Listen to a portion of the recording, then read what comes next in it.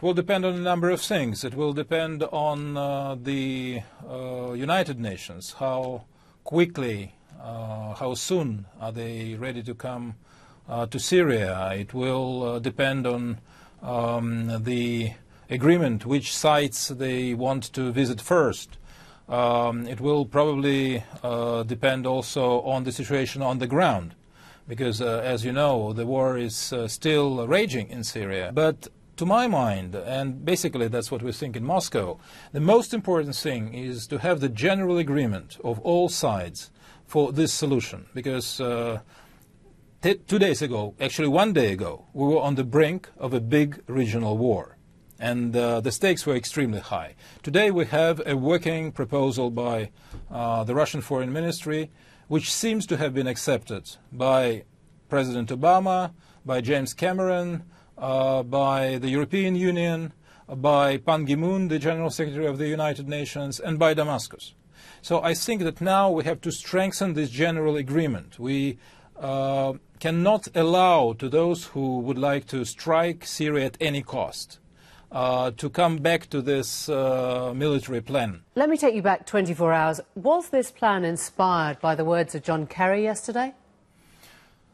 As far as we can judge, and as far as we can trust what President Obama said, he discussed this possible option with President Putin during their short meeting on the G20.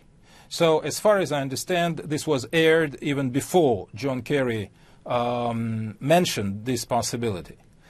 As for John Kerry's remark, I have to say that it was a very unconvincing remark, I would say, because he said that if Assad agrees to bring his chemical arsenals under international control, America would consider the possibility of not striking. And then he said, but of course it will never happen, because we don't trust Assad and he will never do this.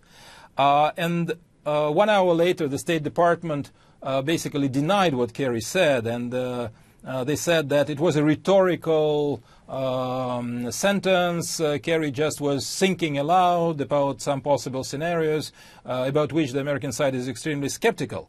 And then Susan Rice, the Obama's assistant on national security, said it will never happen. Just don't think it is possible. It's just completely impossible, out of the question.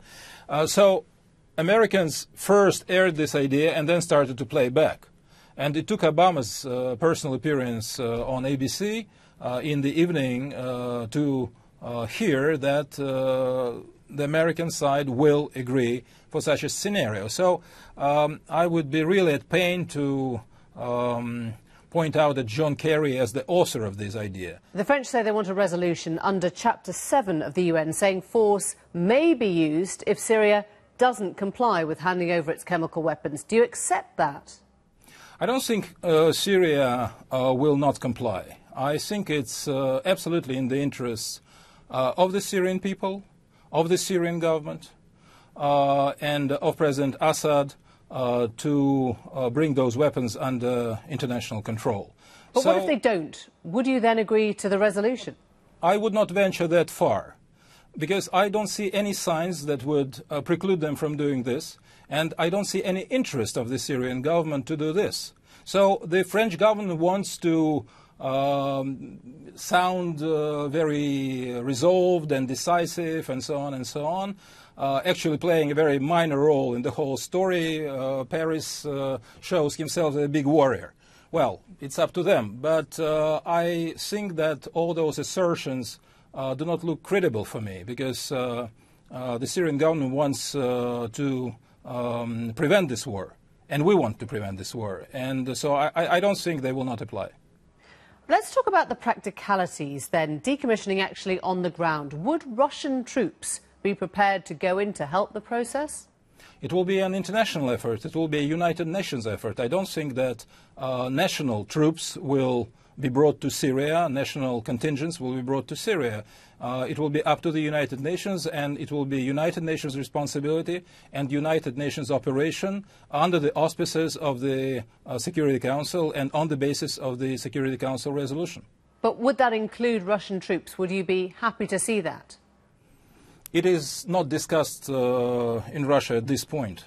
So I'm really, I don't think I can answer your question, because there were no statements made by neither President Putin nor Mr. Lavrov. I think we are still not at the stage where this is being considered.